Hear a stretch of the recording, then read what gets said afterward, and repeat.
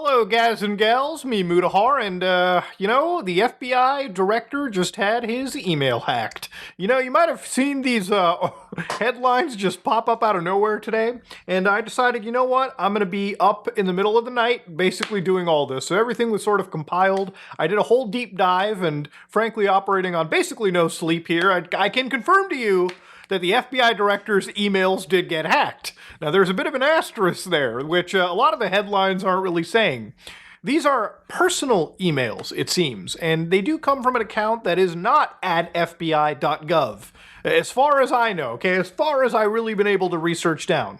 But there is actually a compromise. So this website, which you can't access because it's been taken down, belongs to a group called Handala. Now, this is a Iranian-backed or Iranian-linked cyber warfare team. They're basically a group of activist hackers, and they've been kind of targeting the United States, Israel, a lot of, people that, Iran does not like. And it's kind of escalated because for anybody that's kind of been living under a rock, there's been a huge war between the U.S. and Iran called Operation Epic Fury, and they're not looking that great for the world around, okay? Things are a bit tense. But I'm just here to talk about the cybersecurity part of it. So, ladies and gentlemen, this is Kash Patel, the current director of the FBI, hacked. Now, again, this is what they write. Today, once again, the world witnessed the collapse of America's so-called security legends. I really don't think anybody was calling the FBI fucking security legends. Let's be fucking real. Recently, their stocks have dropped pretty hard. While the FBI proudly seized our domains and immediately announced a $10 million hack for the heads of the members, we decided to respond to this ridiculous show in a way that will be remembered forever.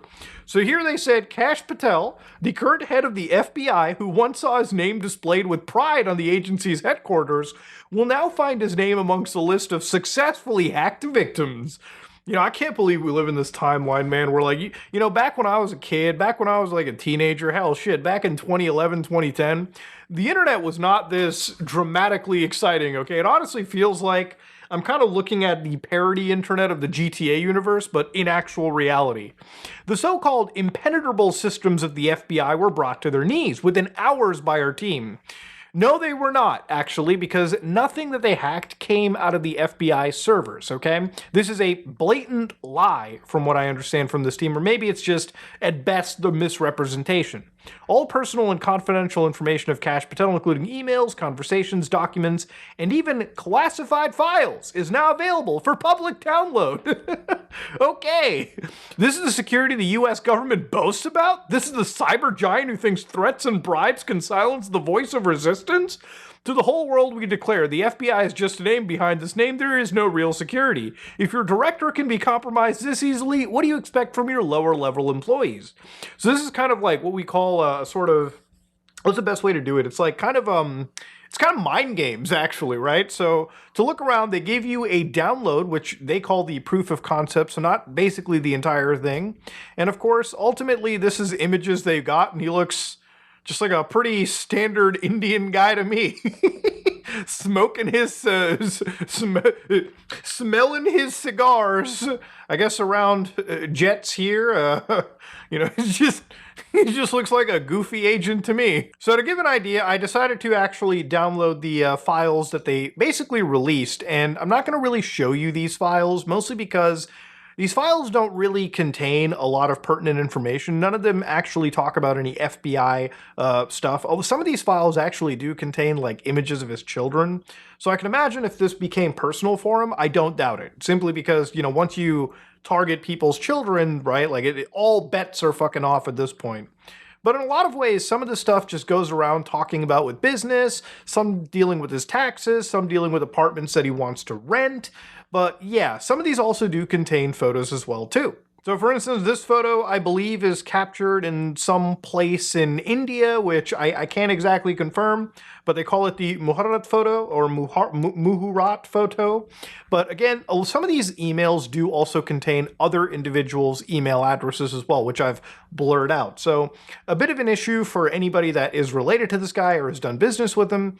If you sent emails in private confidence, they may have actually leaked out your emails alongside your actual email addresses. So yeah, ultimately, this is actually confirmed. His personal email or Gmail address did actually get hit, and they downloaded these EML files and basically shared them for the rest of the world to basically view. Now, I'm not going to show you how to access these, simply because, again, a lot of them do contain images of his children. Some do just contain personal images, and none of it is something that I really want to jump in and signal boost or talk about more than I really have to talk about. So if you go back to Handala Group, actually these people have been kind of around, not just for a while, but they've been ramping up their operations. This was not just their most prolific hack. Obviously, if you go down the list, they've basically shared, again, links to Telegram, which I'm not going to share with you because ultimately down the road, they've also made claims where they're giving $50 million reward for, the heads of Donald Trump and Benjamin Netanyahu. Now, again, it's crazy shit when you read this, right? They basically said they're giving a $50 million reward for people that can actually eliminate. So they've put like actual hitman kind of bounties on this. And the crazy thing is people always talk about like the dark web has crazy shit. This is like on the clear web for a short time before obviously, law enforcement agencies shut them down. Now, they did give, IDs for things like Session and Telegram, and I'm just going to tell you guys right now, if you're even thinking of going into this shit for, like, the hell of it, the jokes, do not do it. First off, I'm doing everything that I've shown you so far in sandboxes and virtual machines. I am taking basically as much precaution as I can dealing with files that these people have distributed. You don't know what kind of malware they're distributing. You don't know what kind of shit that they're distributing on their systems. If you don't know what the fuck you're doing, don't download and do not engage with anything. The fact that these people have claimed to offer $50 million bounties for the head of the US president makes it pretty obvious that if you join any of these Telegram groups, you're probably on a watch list by several U.S. intelligence agencies, okay? The kind of motherfuckers that don't break into your house with handcuffs or whatever. They just come in, put 2 in the chest, 1 in the head, and call it a day. My dumbass probably is on a watch list, but they'll know. It's like this fat ass just talks about computer hacks on the internet, okay? What's your excuse? Anyways, ladies and gentlemen, yeah, the FBI director did in fact get his emails hacked, and there really isn't any other thing about it. Personal emails were leaked out, and ultimately, at the end of the day, there have been pretty massive hacks that these people have done too, which I'll kind of touch upon. So for instance, Stryker, which for anybody that doesn't know is a huge company that deals with medical equipment in the United States, right? They actually ended up getting completely breached, and basically what had happened was their Microsoft like Intune account, which basically is how they distribute applications and how they distribute these unified endpoints, that ended up getting hacked, and a bunch of employees basically at 3 a.m. just had their computers completely wiped in certain cases, devices wiped, access to their systems gone. And there have actually been lawsuits that have sparked from the employees of Stryker, basically alleging that the company did basically nothing to protect their social security numbers and everything around it too. But basically this company was effectively crippled, and it's a company that's not small by any imagination. It's $25 billion in revenue just for 2025. The hackers claimed that they hit 200,000 servers, mobile devices, and stole around 50 terabytes of data from that company's systems, right? So again, these are allegations that they've made, but this is a pretty huge hack, okay? People have been talking about it for days, and the effects of it were still reeling on as I'm speaking and as you're watching this video right now. Now, how good is this hacking group out there? To be real with you, a lot of the stuff that they've been doing is basically jumping in and throwing in wiper malware. So Handala wiper, for instance, right? Basically, once they get into systems, and they exfiltrate your data just to fuck with you, they're not basically in the market of ransoming your data and taking money out of it, right? A lot of organizations that typically do hacks like this basically do ransomware. So right over here, you can see that on this website where I have a whole bunch of these ransomware groups, you can actually open any of these, for instance, and basically see that they're in the business of downloading information. And basically they tell you, hey, listen, if you don't give us so-and-so cash, we're going to leak all this information out to grab. So if you don't give them money, basically they will just give your information out and anybody can then just download it for consumption. Handala was not doing that. None of this information seems to have actually made it out. If anything, they're kind of just sitting on it. If they have it, But what they've done is they've kind of gone out of their way and wiped it from systems. So what this does is it basically just screws up your operation. No amount of insurance, no amount of any of that is going to clear up this kind of headache. So for instance, some of the actual researchers, so from Checkpoint Research, saw that some of their wipers appear to be written with artificial intelligence, which isn't really a shock. One of the scariest things that have been happening recently when it comes to computer hacks, cyber attacks, is that a lot of these hacking groups basically can get in the game just by using LLMs to write their entire malware and scripts. So basically what these guys kind of do is they get LLM models that are obliterated, basically meaning that their guardrails have been taken away. And again, ultimately, they can't say no. The AI is unable to not comply with whatever, you're saying. So as soon as they give it a command like, write me a PowerShell malware script that wipes the system completely. I'm not going to show you how to download these LLMs, but basically the LLM will actually just write this for you, okay? So it'll write a stealth wiping malware. Now, is this going to be effective malware? No. But again, a lot of these hacking groups can take what the LLM made, further refine it, fix it up, basically vibe attack computers over the internet, right? If that's the correct terminology the kids these days use. In fact, even the LLM will start telling you like, hey, here's how you can make it more stealthy.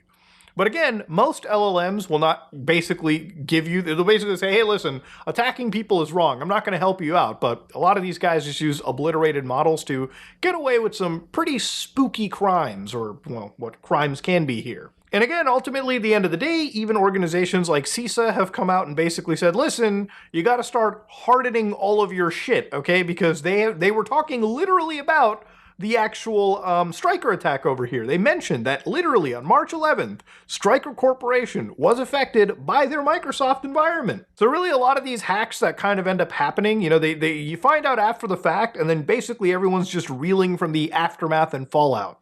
Now, there have been even scarier sort of hacks that have kind of happened too with this situation, where Handala has even said that apparently they have 375 terabytes of data. Actually, this might be another apt group right over here. Now again, there's been other claims as well too. Stryker was a pretty huge confirmed attack. One that isn't really confirmed, but one that kind of does freak me out a little bit too, is when they talk about things like Operation Lockheed Martin. For those of you who don't know, Lockheed Martin is one of the largest defense contractors in the fucking United States, okay? They've been responsible for making some of the most elite primo air-killing machines the country has ever made.